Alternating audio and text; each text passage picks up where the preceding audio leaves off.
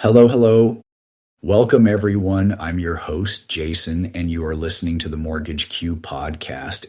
And as always, I've got my co-host, Sarah, here with me. Thanks, Jason. Hey, everyone. If you're new here, this podcast is for mortgage professionals like loan officers, brokers, and banks, and anyone who wants to stay updated with the trends of our mortgage industry. Yep, absolutely, Sarah. So let's do a quick recap before we dive deeper. In episode 1, we talked about non-QM hitting record highs. In episode 2, we looked at the compliance crunch that's been squeezing lenders. And today, with our episode 3, we're circling back to non-QM to talk about its long-term growth and what it really means for originators going forward. Yes, because right now you would not believe, Sarah. Here is the statistic that got our attention, and we thought of making it the topic of today's episode. It says 1 in every 20 mortgages. Let me repeat that again. 1 in every 20 mortgages is non-QM. That's about 5% of the total mortgage that exists right now. And according to mortgage analysts, that number is only going to grow. Wow, that sounds promising. So Jason, for anyone who missed episode 1, let's reset. What exactly makes a loan non-QM? Yes, okay. Non-QM means non-qualified mortgages. These are home loans that don't fit the strict standards of Fannie or Freddie. They're built for borrowers with real income and assets, but outside the W-2 box. Like, think of self-employed professionals, retirees, investors, and even foreign nationals. So what could be a good example for a non-QM borrower? It could be someone like a freelance graphic designer who suppose earns $120,000 a year from client contracts and cannot always show a steady W-2. But these people can still qualify for mortgages through non-QM loans using their bank statements. And isn't it true that there's a myth that non-QMs are risky when the reality is that they're just different? Exactly. Non-QMs are not as risky. It's just that the documentation involved in non-QM mortgages is different from traditional mortgages. Interesting. So the demand for non-QM is on the rise.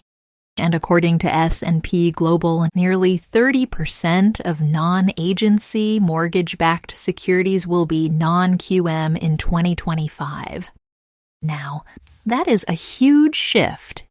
Yes, that's a great opportunity for originators. But also, Sarah, here's the real catch. Handling these non-QM loans manually is slow and expensive, which is exactly why modern tech platforms are stepping in. So the originators can manage non-QM pipelines efficiently. So coming to the real question, Jason, how can originators stand out among their competitors today? It's pretty simple, by saying yes when everyone else says no. You just have to master non-QM and you'll serve a broader borrower base. But I would also like to say to the lenders, brokers, and originators that please don't just try to do it with spreadsheets and paper trails alone. If you don't rely on technology and AI platforms, and that's where you will start to lose deals and clients.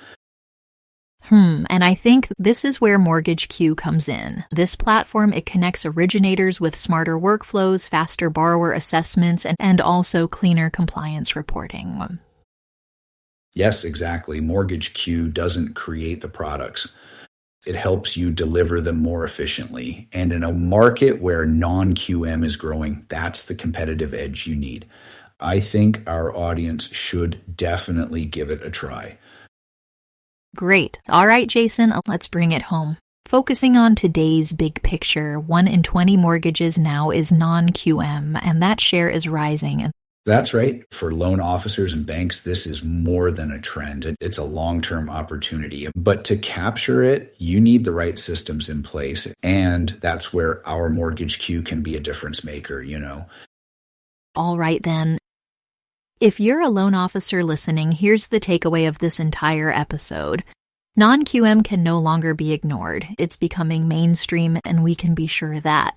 The professionals who learn it now are going to be leaders in 2025 and beyond. And if you missed our episode 1 on non-QM lending hitting all-time high, or episode 2 on compliance costs, please go back and listen and make sure you subscribe so you don't miss what's next. Yes. Perfect. All right, guys, this is the Mortgage Q podcast. We are signing off. See you until next time, and keep using the Mortgage Q platform. We will be soon back with another fun episode, guys. Bye.